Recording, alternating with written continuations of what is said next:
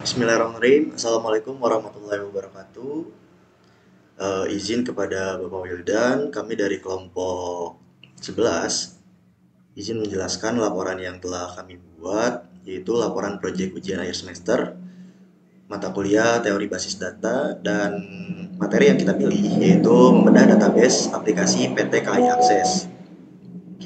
Nah,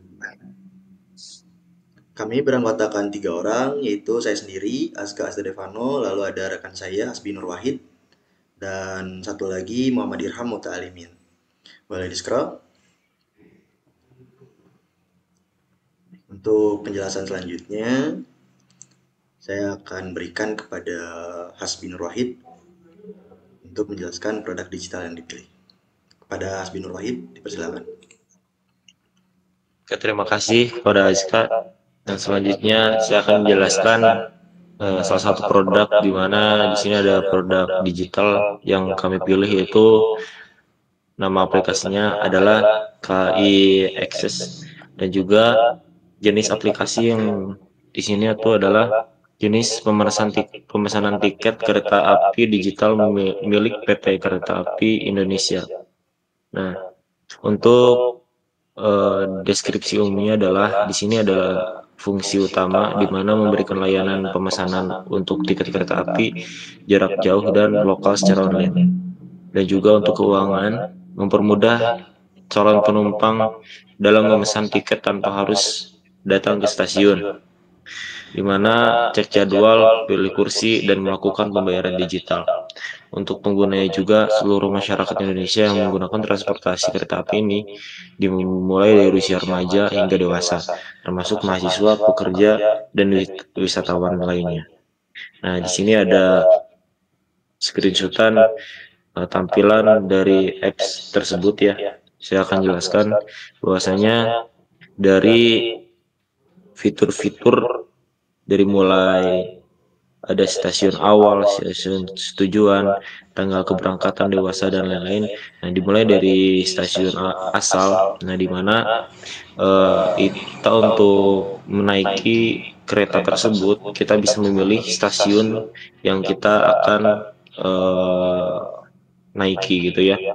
Contoh misal di sini ada stasiun Kiara Condong, berarti kita akan menaiki kereta di stasiun Kiara Condong, dan untuk stasiun tujuannya kita bisa memilih di fitur tersebut. Nah, ini untuk stasiun tujuannya adalah Lempuyangan contohnya. Nah, itu untuk fitur. Terus yang kedua ada kita akan menentukan tanggal keberangkatan, di mana tanggal keberangkatan ini untuk menentukan kapan kita akan berangkat dan bisa menjadi bahan booking untuk kita agar tidak telat memesan tiket.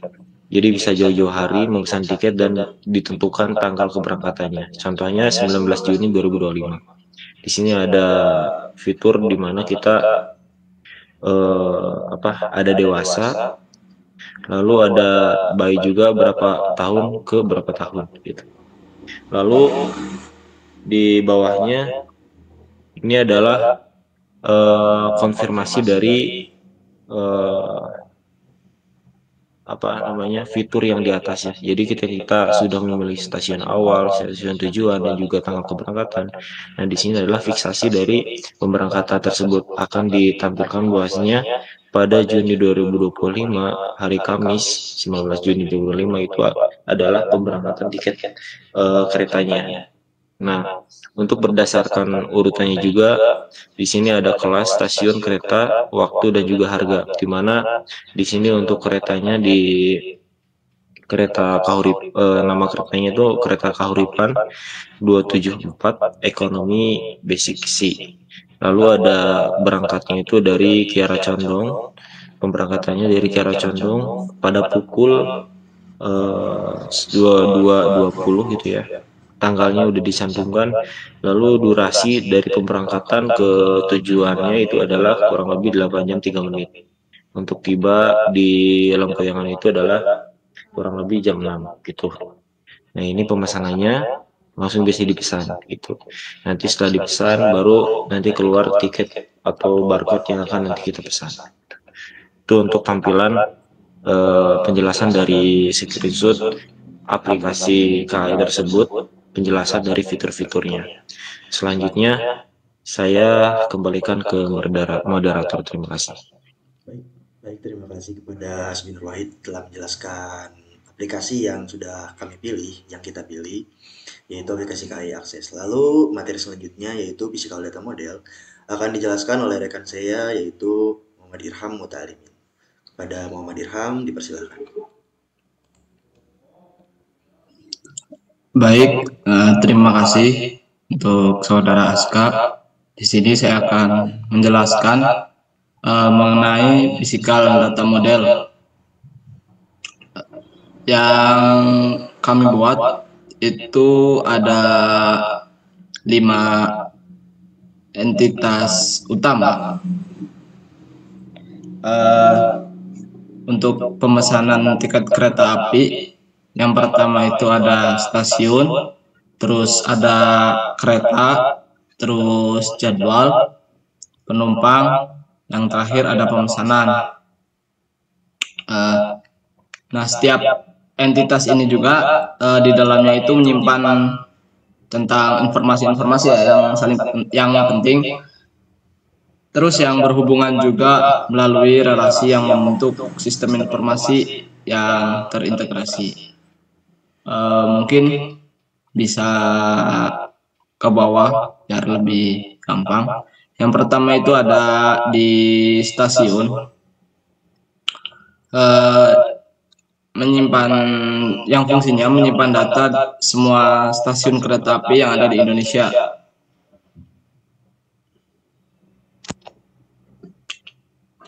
Kemudian memiliki primary key, itu ID stasiun. Atributnya ada kode stasiun, yaitu kode resmi lah, kode resmi stasiun yang ada di Indonesia. Terus misalnya contohnya itu ada GMR sama BD. Kalau BD itu untuk Bandung. Terus nama stasiun. Nah, nama stasiun juga menyimpan nama lengkap semua stasiun yang ada di Indonesia. Kemudian kota. Untuk kota ini sedikit berbeda ya, karena mungkin rute yang dilewati kereta yang ada, misalkan di Jakarta sampai Bandung, itu rutenya beda dari Jakarta sama Purwakarta.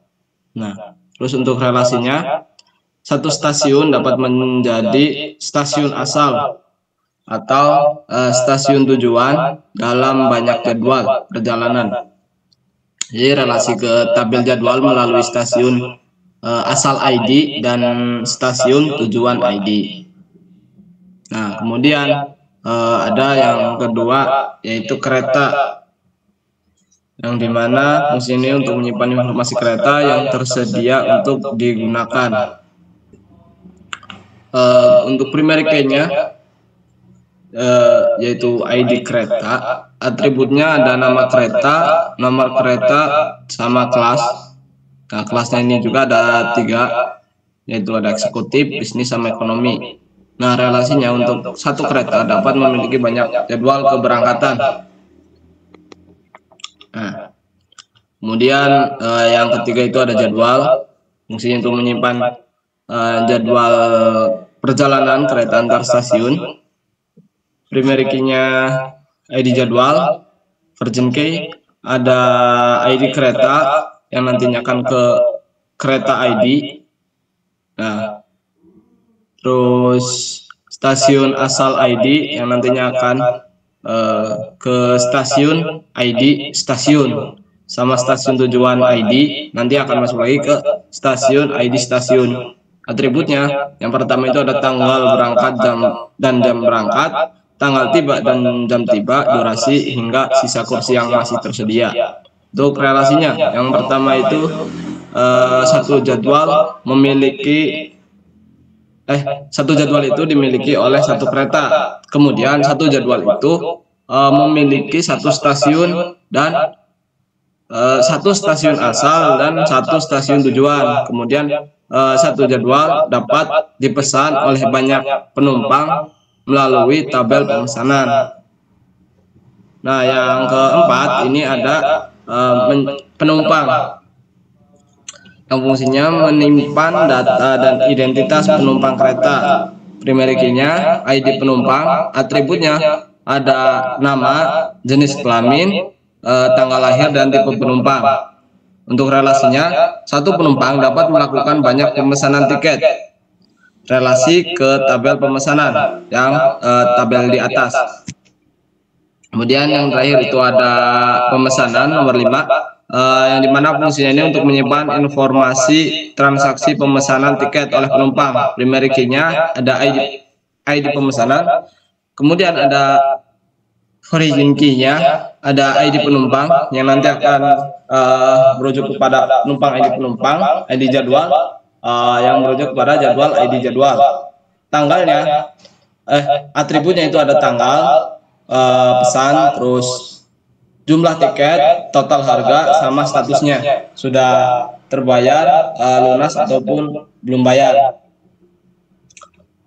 Untuk relasinya menghubungkan penumpang dengan jadwal kereta yang dipilih, kemudian digunakan untuk mencatat status pemesanan.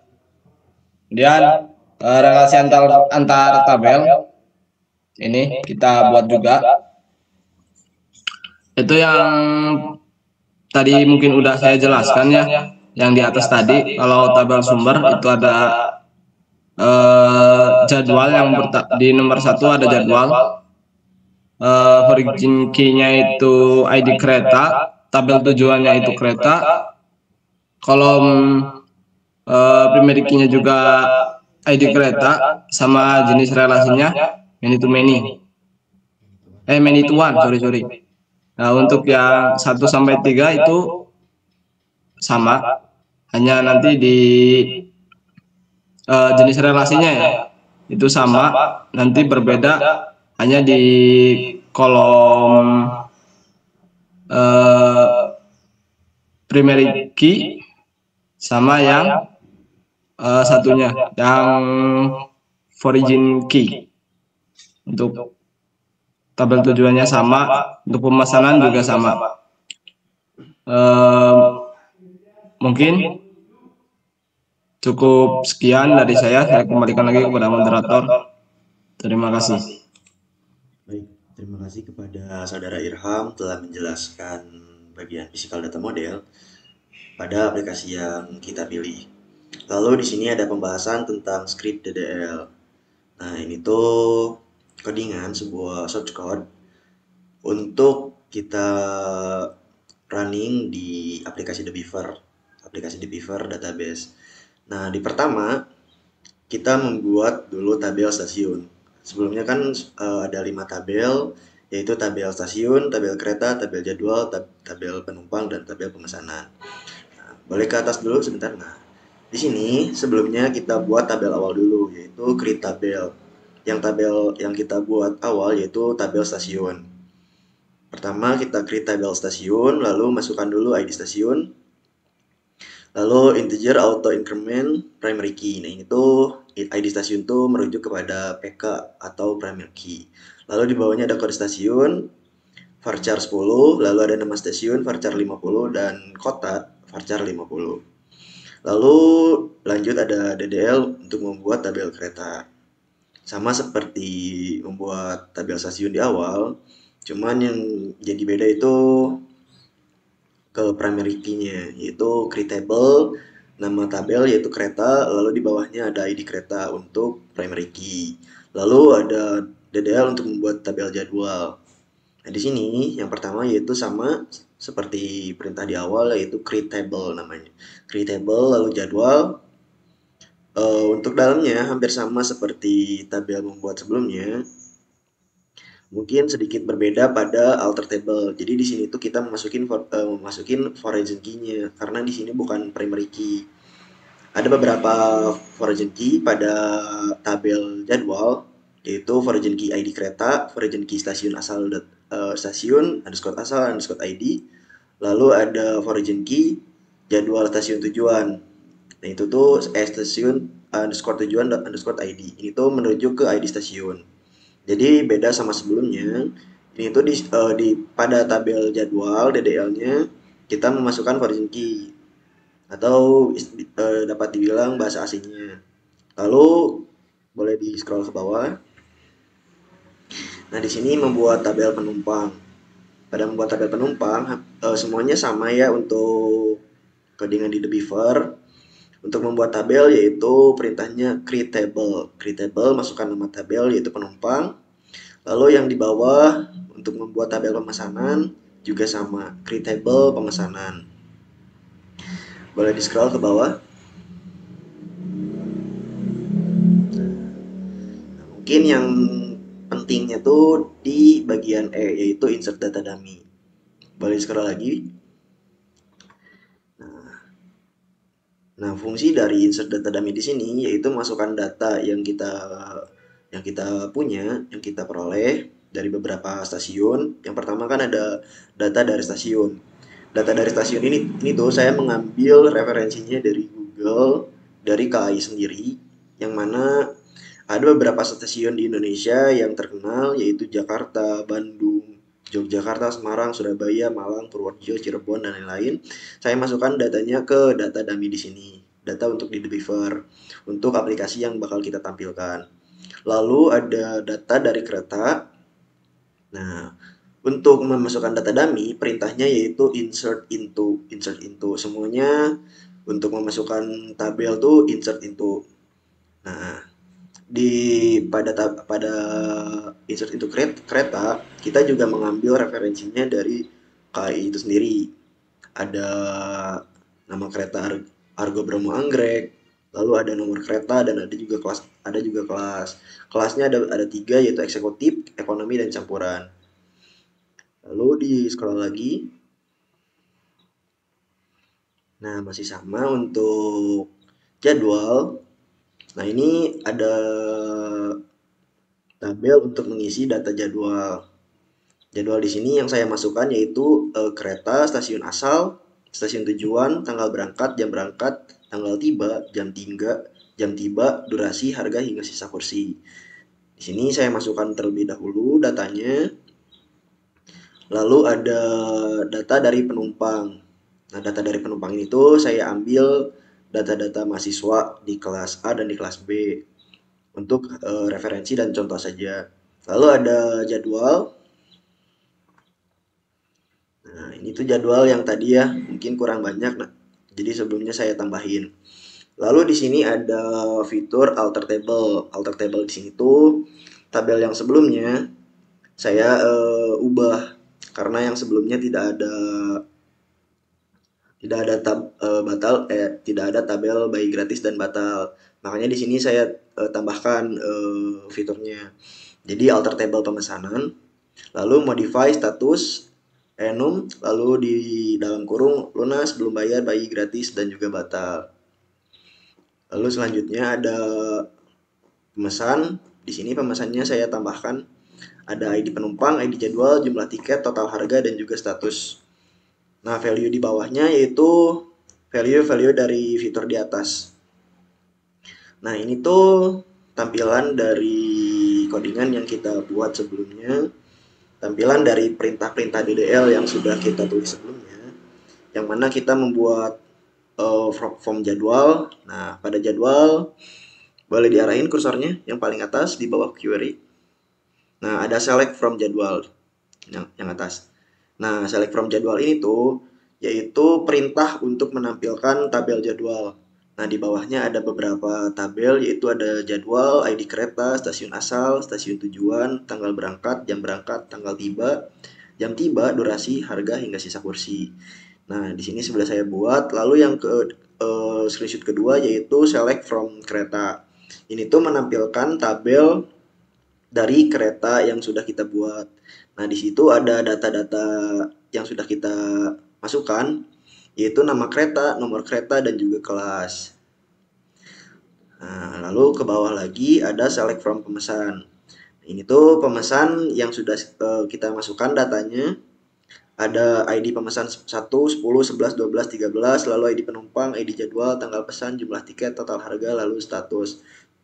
Baik, lalu pada tabel pemesan ini tuh sudah dimasukkan. Lanjut lagi ke bawah. Ada select from penumpang. Di sini memunculkan tabel penumpang. Lalu data-datanya yang sudah kita masukkan yaitu insert data. Pada penumpang ada Andi, Azka, M. Irham, Hasbi. Nah, itu tuh nama-nama yang sudah kita masukkan. Lalu ada jenis kelamin, laki-laki semuanya, tanggal lahir, dan juga tipe penumpang. Semuanya dewasa karena di umur 2005 tahunnya. Lalu ada select from stasiun, ini memunculkan atau menampilkan tabel stasiun, dan tabel ini tuh datanya sudah kita masukkan sebelumnya pada perintah insert into stasiun. Nah, yang kita masukkan yaitu ada ID stasiun, kode stasiun, nama stasiun, dan juga kota stasiun. Mungkin itu saja untuk codingan yang saya sudah jelaskan. Mohon maaf jika banyak salah. Lalu, selanjutnya ada kesimpulan dan refleksi pembelajaran. Ini akan dijelaskan oleh Hasbi Nur Wahid. Kepada Hasbi dipersilakan. Baik, terima kasih. Kita menuju ke kesimpulan dari apa yang kita telah jelaskan barusan dan juga refleksi pembelajaran bahwasanya dalam proyek ini itu kami merancang dan membangun sistem bisnis data untuk pemesanan kereta api yang terdiri dari 5 entitas utama, yaitu ada stasiun, kereta, jadwal, penumpang, dan pemesanan. Nah, di mana setiap entitas ini dihubungkan dengan melalui relasi relasional menggunakan variation key. Nah, sehingga menghasilkan sistem yang saling terintegrasi dan efisien. Nah, di mana untuk selama proses pembuatan database ini tuh kami belajar bagaimana mendesain entity relationship diagram sebagai representasi logis hubungan antar data. Lalu juga menulis dan menjalankan SQL, DDL.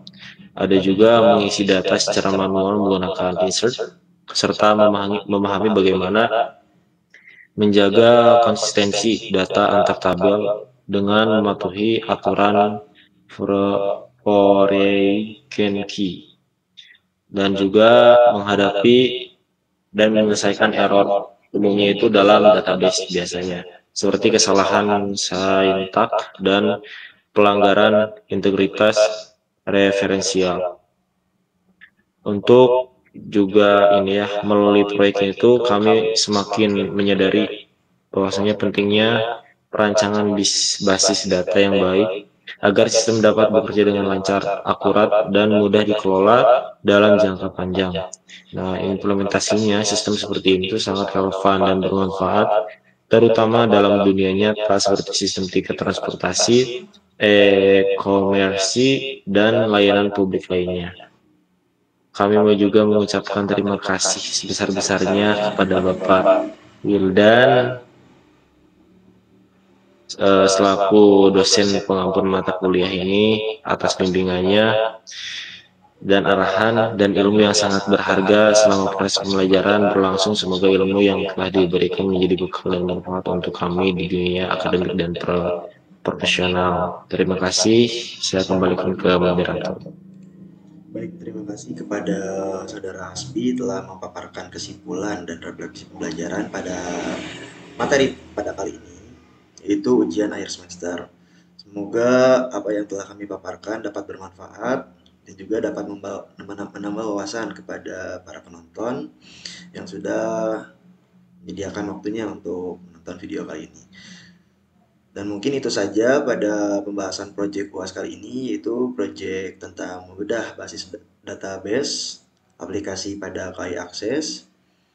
Terima kasih kepada rekan-rekan juga saya ucapkan, kepada rekan Irham Mutalimin, lalu kepada Hasbi Nur Wahid telah ikut serta mengerjakan proyek UAS ini. Mohon maaf jika banyak kesalahan pada laporan ini, baik buruknya semoga dapat diterima. Dan akhir kata saya ucapkan Terima kasih. Wassalamualaikum warahmatullahi wabarakatuh. Waalaikumsalam. Sip. Oke, Don.